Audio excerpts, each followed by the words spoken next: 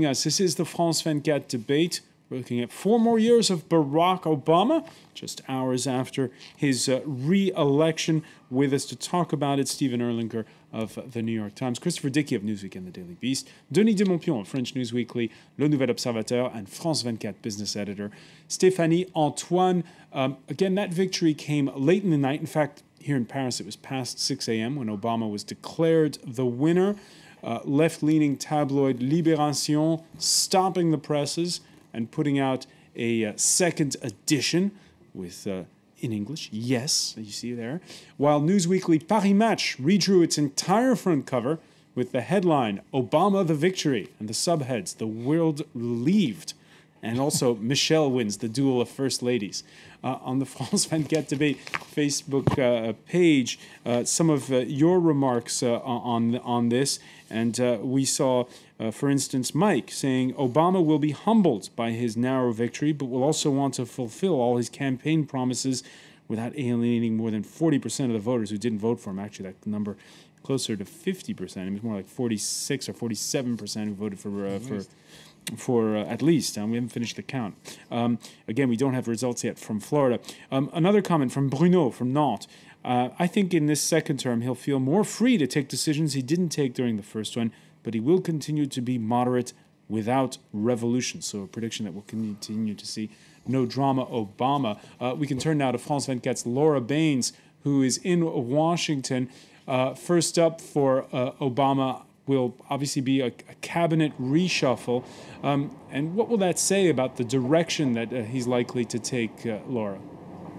Well, François, of course, economics and national security are the two most important portfolios in the administration, and he's looking to make some changes there. Tim Geithner, the current Treasury Secretary, was due to step down anyway, so he'll be going. So who will replace him? A couple of names in the frame at the moment. One is Jack Lew. He's currently the White House Chief of Staff. He's one possibility. Another name being touted is Larry Fink, the CEO of BlackRock. So two names in the hat at the moment. However, if Obama fails to reach a deal with Congress, we know we've still got the same situation in Congress that we had prior to this election, i.e. deadlocked, lame duck, not making any decisions fast. If he can't get a negotiation, a deal by the deadline on the 1st of January, Geithner might be staying on a little bit longer because Obama will need to reassure the markets and just to make sure there's no major volatility there. One of the most famous name possibly in the Obama administration, of course, the US Secretary of State Hillary Clinton. She's off. She said she wants to spend some time with her family and maybe write her memoirs and do things, quote, that make life worth living. So clearly politics isn't one of them. A couple of names in the frame. The US Ambassador to the United Nations, Susan Rice, one possibility there. Or another one, how about this? John Kerry. That's what some sources here in Washington are saying. John Kerry could be the new US Secretary of State, so that could be interesting as well. One more for you, the Defense Secretary, Leon Panetta. He hasn't said that he'll be staying on. We don't know that he's definitely going. He is 79 years old, though, so he might be calling it a day as well. So expect some changes there. All right, write her memoirs. Some people thinking Hillary Clinton might be considering a bid to run again for president in 2016. Laura, same president. I think it's a euphemism, François. It's a euphemism, okay. Laura, same president, as you mentioned, same divide on Capitol Hill. With the people you've been speaking to, with the guests we've had over the past 24 hours, do you get a sense there's going to be anything, once they're beyond that fiscal cliff, of a different agenda from Obama too? Well, obviously, Obama has a much stronger hand when it comes to negotiations now because he is going to get another term. The Republicans know that, and they're not going to be trying to follow that agenda of just getting Obama to be a one-term president. Also, I heard Chris Dickey saying earlier that some of the Tea Party candidates, what was the term he used, self-immolation. He's absolutely right. You've got some of those more severe conservatives out of the way now. The Tea Party, its entire reason for being was just to stop Obama from getting anything done. So with a few less of them in Congress, he might find it a bit more easier to reach out to the more moderate Republicans and get some decisions made. We're going to be hearing from John Boehner, the Republican speaker, later today. Possibly he will take a more conciliatory tone, perhaps. They're going to have to get on with it. 49 days until the deadline expires, so some big decisions to be made. All right, and Laura Baines, you'll be following the remarks of the Speaker of the House of Representatives. I want to thank you for joining us from Washington, D.C. Stéphanie Antoine, we were mentioning newspaper headlines there. I'll mention the front page headline of the Financial Times, which knew it had no chance of keeping up with the news cycle because of the time difference. Instead, it headlined in its European edition, "Wanted, a president to put can-do spirit back in the U.S." Can-do spirit, yeah, it's confidence, and confidence is really the word that actually Obama would use himself. He needs to restore confidence. We're still in the middle of the crisis. He did pretty well because remember 2009, after Lehman Brothers collapsed, I mean, the U.S. economy was going down by 9% back then. So it's better, but the unemployment rate is still very high. I mean, it's below 8%. But it's still very close to 8%. So in 4 years, I mean, you can still do better. America is still destroying jobs every single month. So it did a very big stimulus package in 2009, which worked, but not enough. Like, for example, his ex-Secretary of Treasury, I forgot his name, what's his name? I forgot. He actually suggested that there should be another stimulus package. He thought that the stimulus package was not enough for jobs to be created in the US, while Paul Krugman actually says exactly the same thing. So what Obama should do for the economy is really continue to sustain the demand, so private investment and public investment. So how could he do it? Probably by lowering some taxes to, encourage private investments. But, as we say in French, c'est difficile de donner de l'eau à un âne qui n'a pas soif. If you actually lower taxes for companies, but they're not thirsty as donkeys, they're not thirsty, then they're not going to create jobs anyways. And the problem is that companies, they don't really anticipate growth in the United States or elsewhere because of the crisis in Europe. So, it's going to be difficult. And Paul Krugman says actually the crisis could last for at least 10 years, and it's normal that employment, actually pick up very slowly. Which brings us back to one of the key issues, in fact, perhaps the key issue of this whole campaign. Stephen Erlanger, it was about the size of government. And you're hearing Stéphanie Antoine list some of the possible solutions of what to do next. And we've just been writing the obituary of the Tea Party.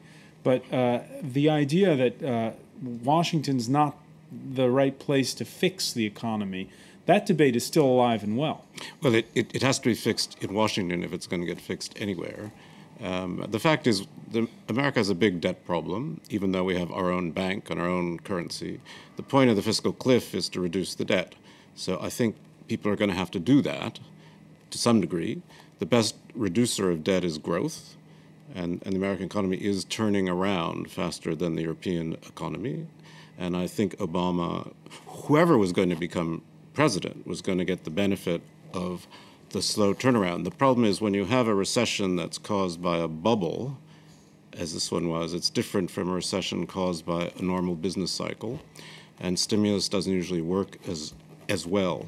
But I do think, everyone is looking to America to pull everybody's boats. I mean, Germany's slowing down, China's slowing down, France is on the edge of recession. It's escaped it by a rounding error last quarter.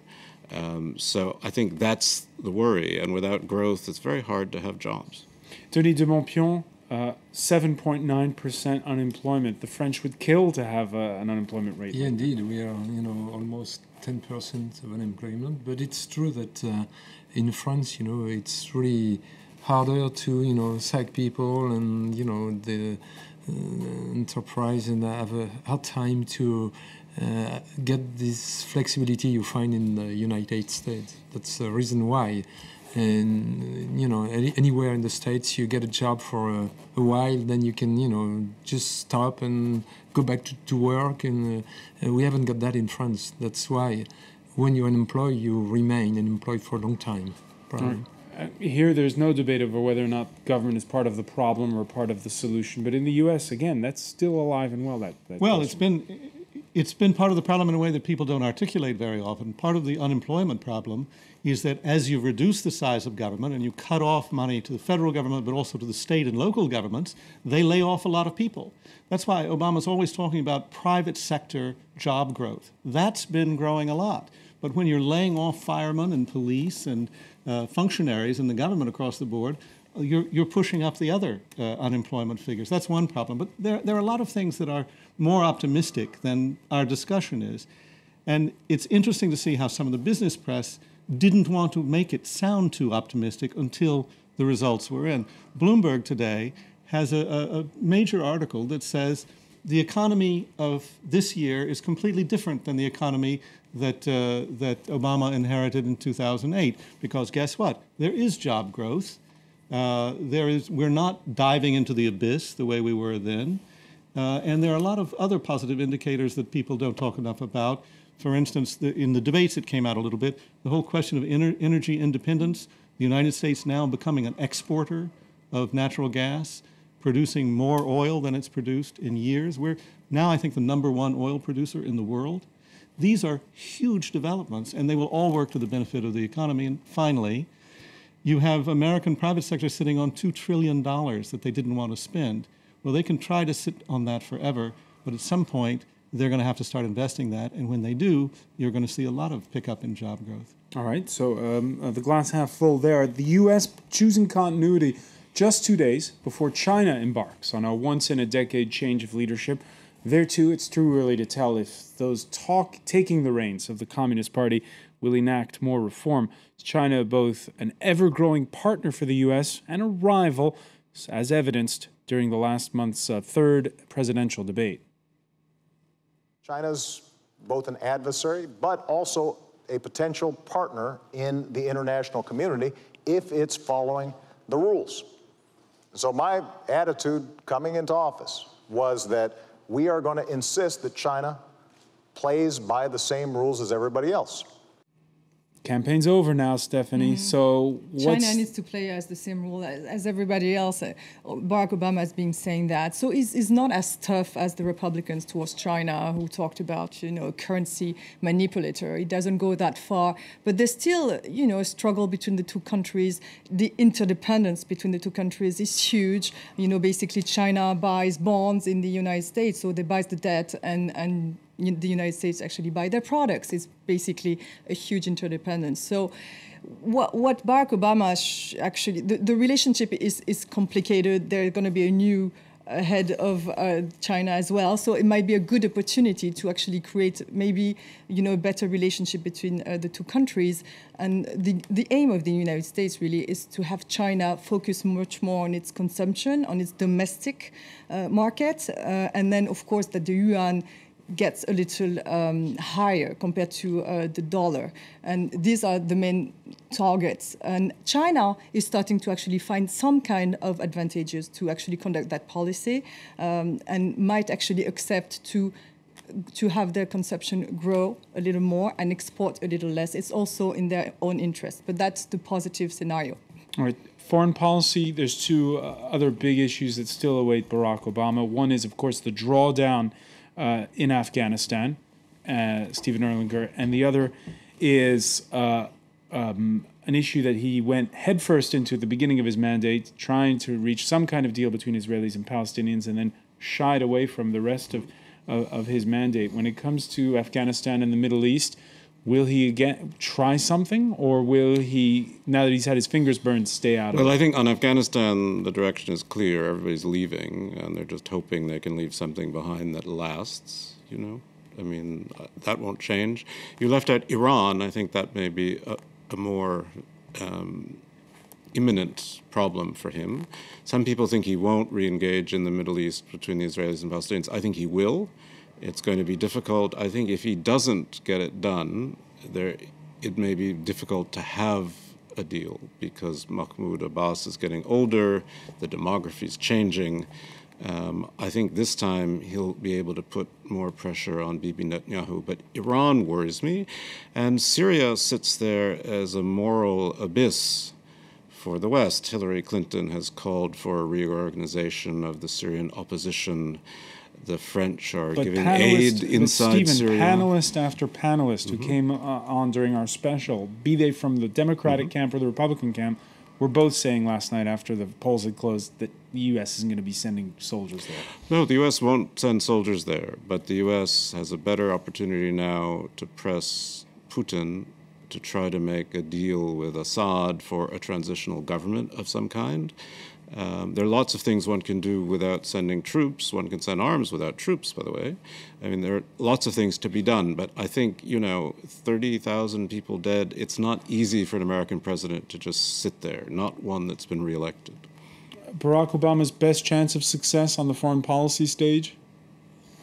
Which of those topics? I think actually Iran is his best chance of success. I think that the Iranians, for all the games that they play, at the end of the day would like to have a deal with the United States. I think they are really suffering. I think the regime is really suffering right now from the sanctions, the people too. But I think even without the sanctions, there was always a strong current, both in the Khamenei camp and in the Ahmadinejad camp, that said, if we could find a way to do it, we didn't feel humiliated, we might cut a deal with the United States. Denis de Montpion? Yeah, it's pretty true that Iran wants to get out of it because they've been suffering a hard time with the sanction, and it's obvious they don't want, Israel to attack, and it's in the interest neither of Netanyahu, the Prime Minister of Israel, and of Ahmadinejad, who is at the end of his mandate as well. All right, and one final point, which is, I know, dear to a lot of our viewers, there were big celebrations in Kenya upon hearing the re-election of Barack Obama, who's half Kenyan. Remember, Obama's only trip to Africa during his first mandate was to Ghana, and the Kenyans, of course, extending the invitation for him to come to the land of his father during his second term. I want to thank Stéphanie Antoine, Christopher Dickey, Denis de Montpion, and Stephen Erlinger. Thank you for being with us here in the France 24 debate.